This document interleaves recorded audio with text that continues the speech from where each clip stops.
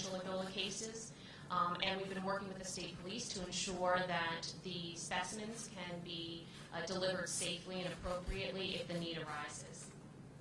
As the chair of the task force that the governor is initiating today, I will continue to work with all of the partners here around the table and others that continue to reach out to provide support and work with us in our ongoing efforts. And I also want to reiterate that we've been focused on trying to work with the community. To echo the governor's remarks, we have a significantly diverse community here in the state of New Jersey, and we need to be thoughtful about that as we move forward. So the Department of Health has already put out community education documents, in particular for the Liberian community here in New Jersey, and have done a number of meetings with community leaders that are concerned. And so providing education for those who have friends and family that are affected by this worldwide situation in order to provide some clear, scientifically based education and understanding, as well as some guidance on what to do in case they or a family member feels like they might be experiencing symptoms. So we'll continue to work through all of these efforts, and I really want to thank my fellow cabinet members for their continued partnership in all of this, and I'm going to turn it over to Chris Rodriguez. Thank you, Commissioner O'Dowd. Thank you, Governor, for your leadership on this issue and for being in this meeting. I wanted to talk a little bit about logistics and staffing at Newark Airport. Right now, every morning, Customs and Border Protection provides flight information to our Regional Operations Intelligence Center in West Trenton. That information has the number of passengers whose travel originated in one of the three at-risk countries, Liberia, Sierra Leone, and Guinea, who will be traveling into Newark Airport. At that point, that information is disseminated to relevant state agencies, and all our assets and resources are mobilized. That means that Homeland Security, the Attorney General's office, and the state police will deploy to Newark Airport at a staging area, waiting for those passengers to arrive, in constant contact with CBP and CDC. When the flight arrives at Newark Airport, the individuals who would be eligible for this advanced screening are escorted to a CBP screening room where their temperature is taken through a non-contact thermometer. They are asked several questions about contact, either direct or indirect contact, with Ebola patients in those affected countries. If CBP determines that these individuals pose a risk, they'll be referred to the CDC. And the CDC offices are co-located with CBP. So these passengers will then go and answer another series of questions about their contact more in depth. And if CDC determines that these individuals are first asymptomatic but pose a risk of exposure, CDC will immediately notify our State Department of Health, Commissioner O'Dowd's people, and they will consult from a medical perspective on what the level of risk is to this person and make a determination whether further state action is necessary, which would also include quarantine. If that individual, if the State Department of Health and the CDC determined that that individual would need to be quarantined, they would come up with an appropriate locale for that individual, whether a private residence, state facility, and that individual would be taken by Homeland Security and state police and the Attorney General's office to transportation to that appropriate locale.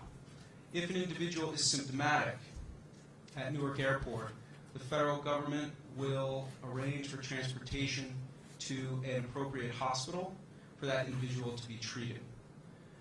And so those are the steps and procedures and protocols that we have taken. We believe it's important for the state to be at the airport so that we are getting real-time information, so that there are no communication breakdowns in this process, and we'll continue to do everything that we can to make sure that our relationship and those communication lines are open, particularly with our federal partners. And with that, I wanted to turn it over to Commissioner Jen Velez of Human Services. Good morning. The Department of Human Services' primary responsibilities in this effort provide safe housing and transportation if needed after screening. And so with both of those efforts, we are in fact prepared. The Department of Human Services has arranged temporary housing to support the needs of asymptomatic travelers who require quarantine. These are individuals who arrive in Newark from flights that originated in West Africa and who, after appropriate evaluation, are deemed in need of quarantine.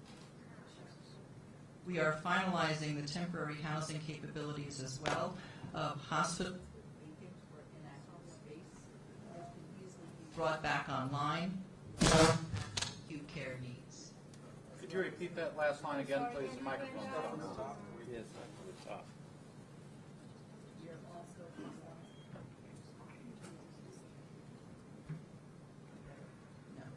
We are also Yep, that's good. We're also finalizing the temporary housing capabilities of hospitals with vacant or inactive space, which can easily be brought back online.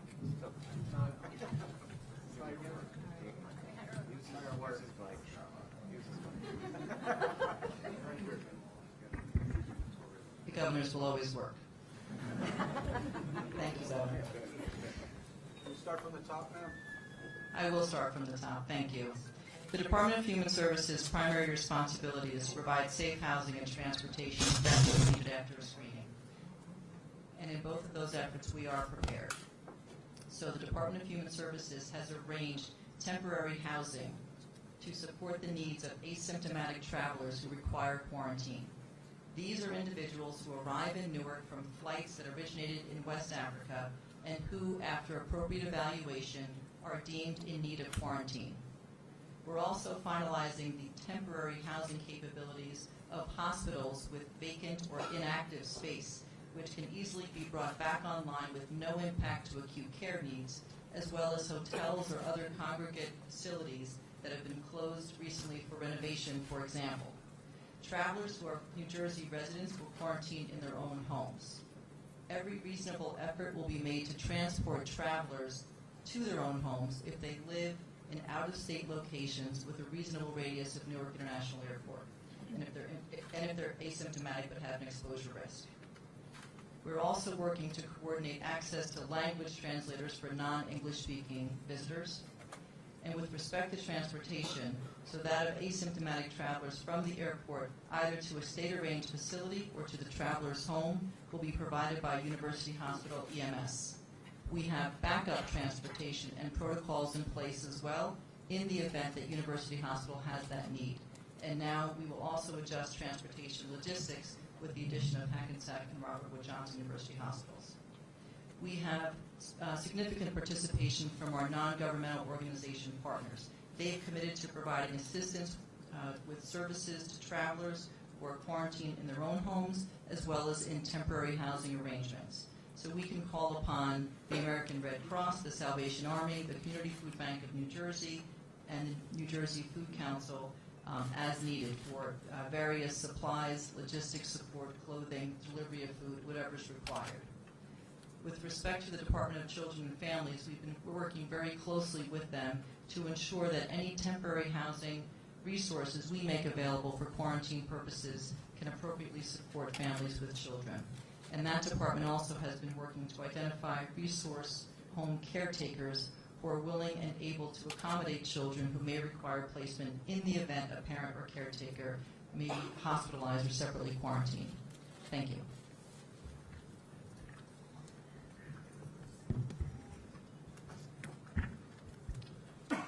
Well, thank you to Mary and Chris and Jen and to the other folks around the table. Appreciate your hard work. This has been a very, very focused and concentrated effort over the course, especially of the last 10 days or so. But as Mary referenced in her remarks, this is something that the Department of Health has been coordinating a preparation plan for since in the summer. When we first started to get news of the potential problems that might reach our shores. So we're going to continue to work well together. We're going to continue to be prepared for whatever eventuality comes because of this. And I think that the plan we have in place now has just been laid out is one that will help first and foremost to protect the public health of the people of New Jersey and through our coordination with other states in the region, the public health of the folks in this region.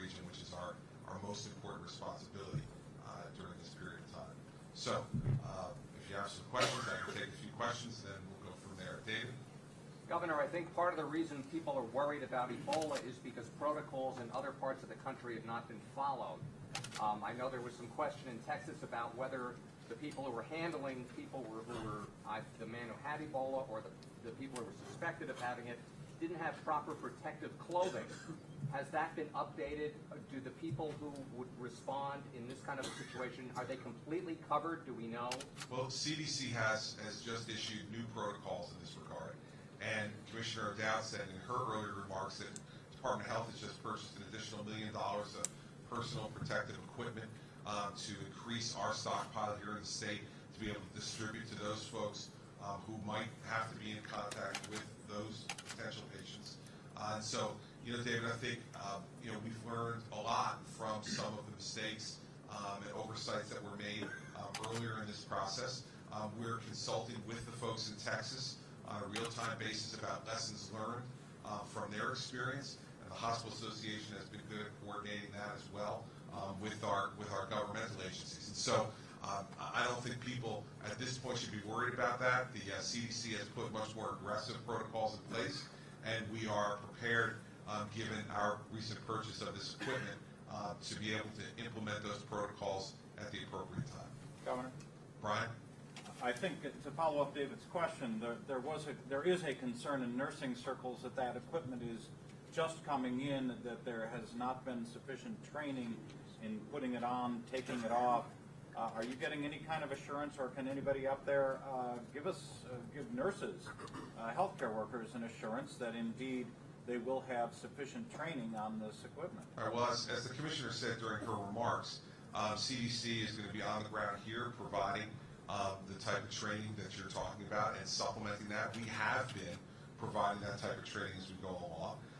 And we've been doing hospital drills that have gone on before and that are ongoing now. So that in case any of these situations come up, we've drilled it beforehand, and then we can examine those drills. The Department of Health is examining those drills with the participating hospitals to make sure that we see any holes in the process during the drill time, so that if there does actually become a case that we have to deal with, Brian, that's a real case, that folks will be ready and prepared. Now, I've said before that I think that hysteria and overreaction from certain areas of any part of our society is not helpful. This stuff is being done, drills are being done, have been done before, are in process right now, and I think folks will be prepared. What did you say to your 11-year-old daughter when she said she was worried about catching Ebola? I said, you're not going to get it, don't worry about it, go to sleep. That's what I told her. I mean, I just said to her, Bridget, it's not something that you need to be concerned about. And she seemed to buy that from me, because we are generally authority figures with our children. And if we take time to just listen, and what I did mostly in that conversation was listen to her. She had these concerns that obviously, most parents know these concerns usually come out at bedtime. And sometimes you wonder whether they're real concerns or whether it's just an excuse not to go to bed. But you sit there and you listen. And I listened to her for a long time about what her concerns were for a few minutes. And then I said to her, listen, it's not going to happen. You're not going to get it. That's not the way this works. It's not like getting a cold, which is what she was really worried about. And I said, you're going to be fine, and go to sleep. If the questions got any more complex, I would have gotten her on the phone with Mary. But I was able to deal with it relatively quickly. And when Mary's son Patrick has concerns about other issues of government, they call me. So it's a very good relationship in that way, and we're able to handle it. But I encourage parents out there, because I'm sure I'm not the only parent who's having this experience. And so, listen to your children and talk to them and calm them, because the hysteria that's going on in terms of the coverage, just the volume of coverage, put aside the content, just the volume of coverage is leading a lot of children to be concerned about this in a way that just isn't proportional to the risk. As Mary said, the chance of a large-scale outbreak in the United States of this disease is very, very, very small.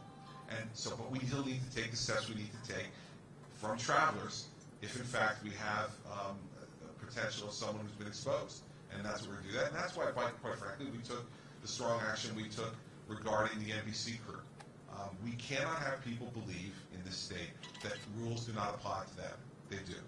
And the reason they do is because our number one job in this area is to protect the public health. So I think at least for the moment, Bridget is content with my answer, but Mary's always there as a backup. Claude? Governor, does the state of New Jersey have the legal authority to do additional screening beyond what the federal CBP is doing if you are dissatisfied with the level of screening that Customs and Border Protection is providing? So I think, as most of you know, this administration takes a pretty aggressive view towards its ability to be able to take steps that it needs to take. I am not at the moment dissatisfied with what's being done.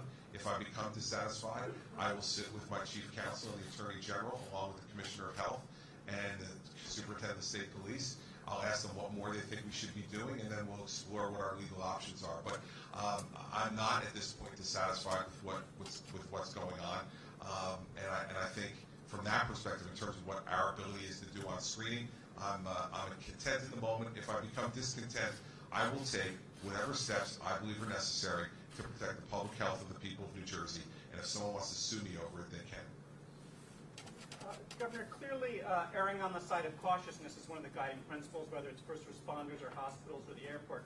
I wonder, with that in mind, if you could walk us through what happened with the most recent passenger, who now we know is asymptomatic, but where was detection? Where was it detected? What was the whole chain of events? You know, what I prefer to do is to wait until this incident is concluded. The CDC is on the ground now. When it is, then we'll give you a full review of the incident. But I don't want to do it piecemeal. What I can tell you is that the person is not considered to have the disease. And what CDC wants to conduct a full interview of both the patient and the patient's wife before release. After the time of release, we'll be happy to review with members of the media the entire incident. But I don't want to do that until it's concluded. Jill? Just to follow up on that, was the person actually ever tested for Ebola? No, the person was not tested for Ebola. That's not the way this works. The person was asymptomatic. We reviewed the protocols, followed the protocols, and the healthcare professionals are convinced that this person is not only doesn't have Ebola, but is not at risk for having it, and the same concerning his wife. And so CDC wants to conduct a full interview, though, of them beforehand, before they're released, and when they do, assuming that the interview confirms what the healthcare professionals have concluded, then both folks will be released. Yeah, Luke. In the beginning of your remarks, you mentioned other people in the public officials relaxing throughout this process, and I want to reference the municipal level specifically. What's your reaction to reports that students in southern parts of the state have been told to stay home from school or been kept home deliberately in reaction to this? With regards to the hysteria, what's your reaction? Well, my reaction to it is that is something that gins up hysteria and is irresponsible for elected or appointed public officials to do. And I've instructed the Commissioner of Education to become involved in that situation, and we will rectify it. What exactly is happening at these Tier 2 hospitals to prepare for an eventuality? I think Mary just reviewed all that, so you can see it in your packet. Yes? Once you've isolated these patients at one of the Tier 2 hospitals, at what point what's the process then, if they do have Ebola, to transport them out? How's that going to work? Well, I think if they do have Ebola, they're going to stay in the hospitals, our hospitals first, and then we'll talk about the process from there. So I think, with each case, if we have one, we would have to evaluate the best protocol to move forward. As we've seen with the cases in Texas, we'll work in coordination with the CDC, depending on what kind of capability exists in the Tier 1 hospitals and what's going on the ground here in New Jersey. We'll make a decision that best meets the public health need. Governor, I wanted to ask, the CDC said Monday that they will be monitoring people who are coming from the African countries for about 21 days. And I wanted to, do you think that goes far enough, or do you think that's sufficient? Well, that's what the medical science tells us, is that the incubation period is no longer than 21 days. And so unless there's medical evidence that proves that something more should be done, then I would say that's sufficient. Yeah. Was the option ever considered or discussed to stop flights coming in from West Africa? And is that something that, if a certain number of events occurred, would be considered? Well, first of all, it's not a decision that can be made by the state of New Jersey. That's a decision that has to be made by the President of the United States. Now, I'll tell you, as I've said before, that I think every step needs to be taken that can protect reasonably the public health of the people of the United States. And so, there are those out there who are, speaking about a travel ban, which, quite frankly, is kind of a misnomer because there are no direct flights from these countries to the United States. So what you need to really do is do a visa suspension. Because no one flies here directly from West Africa to the United States. So what Homeland Security federally would have to do is to suspend the issuance of any new visas to folks in those countries and to suspend any current active visas by people from those countries. Now that's a significant step, one that I think should be considered.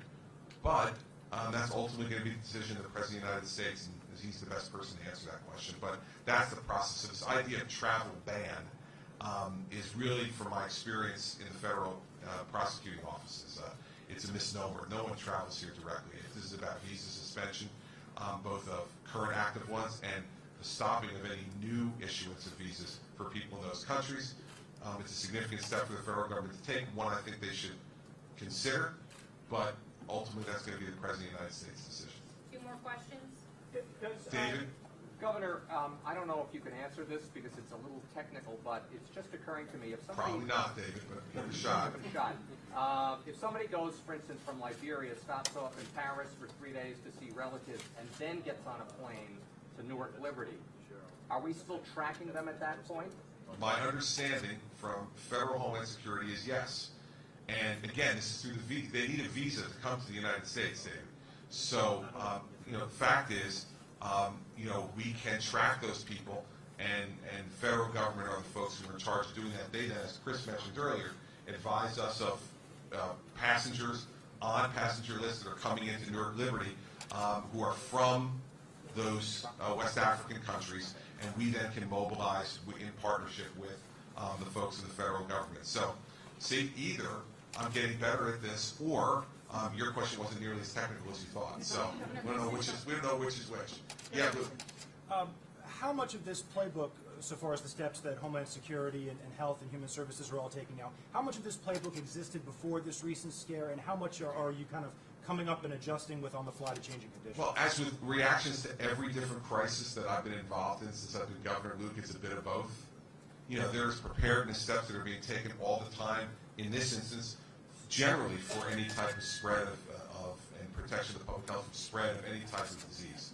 Now, those are general protocols that are in place, but each one of these instances, and whether it's a public health concern or it's reaction to a natural disaster, every time you go through this, you learn things. And the job of government is not only to protect folks in this regard, but also is to learn from each different instance that you come up with. And so I'd say the best way to answer that question is that it's a bit of both. That there are some instances where, we have well-established protocols that fit, and then there are times, and this instance has been one of those, where you have to also supplement and adjust based upon the specifics of the challenge that's being put before you. The good news for the people of our state is, as I said earlier, that this is a group of people who have been through a number of crises over time together as a group. I can't emphasize how important that is. We speak to each other on these issues in shorthand. We really do. We understand the things that need to be done.